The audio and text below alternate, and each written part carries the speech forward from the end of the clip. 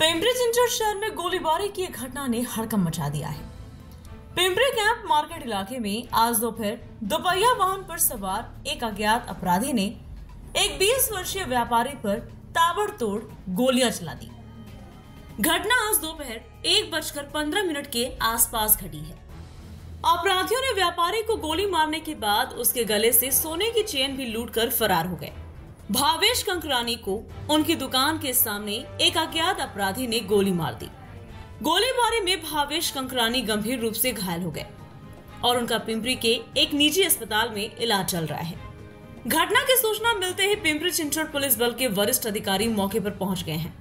हालांकि बाजार में दिन दहाड़े व्यापारी पर हुई गोलीबारी से इलाके के नागरिकों में दहशत का माहौल है। पिंपरी कैंप के पूर्व नगर सेवक संदीप वाघेरे, डब्बू आसवानी और सामाजिक कार्यकर्ता कुणाल साठे ने पुलिस से व्यापारी पर गोली चलाने वाले आरोपी को तुरंत गिरफ्तार करने और उसके खिलाफ सख्त कानूनी कार्यवाही करने की मांग की है। माझा खूप जवळचा मित्र आहे, तो जखमी झाला। 1:22 मला कॉल आला। माझा एक मित्र आहे मनीष म्हणून ॲडव्होकेट, त्यांनी म्हणलं डब्बू असं घटना घडलेली आहे PWD ला, त्यांना असून माझा चुलत भाऊ त्यांच्या समोर।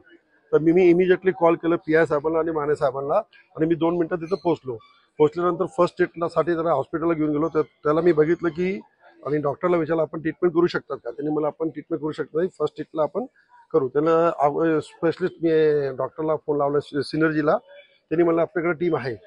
इमिजिएटली ॲम्ब्युलन्सला बोलवलं, त्याला तिथं पाठवलं। कारण जे घटना घडली ते आपण नंतर बघू, पहिला जे ज्यांना मार लागलेली गोली लागलेली आहे त्यांचं ट्रीटमेंट व्हायला गरजेचं होतं। इमिजिएटली त्याला हॉस्पिटल पाठवलं। त्यांच्यानंतर सगळं जे पोलीस टीम आलेली आहे, पण एक आहे की पिंपरीमध्ये फायर घटना घडलेली आहे, खूप म्हणजे डेंजर आहे। कुठंतरी गुन्हेगारी वाढलेली आहे, कुठंतरी थांबायला पाहिजे आणि त्यांचे चेन गेली वाढणार नाही, पण एक कुठंतरी थांबणार 100%। आता दहशत वातावरण चाललेलं आहे। आता व्यापारी लोकांचा मीटिंग घ्यायला लागेल मला आणि पोलीस बरोबर मीटिंग घ्यायला लागेल, कुठंतरी थांबायला पाहिजे। ही अतिशय गंभीर प्रकार आहे हा।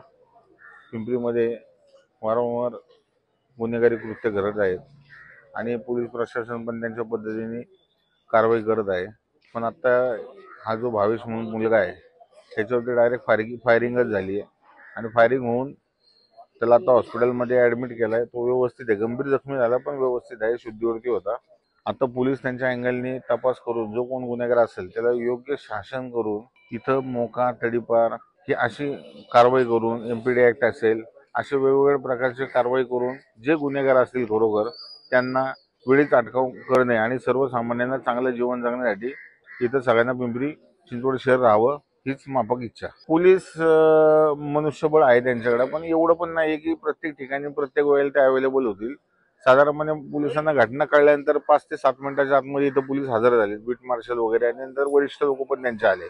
पोलीस प्रशासनाने जे गुन्हेगार असतील त्यांच्यावरती कडक कारवाई करून योग्य ते शासन लवकरात लवकर करावं आणि जो कोण गुन्हेगार असेल त्याला ताबडतोब ताब्यात घ्यावं।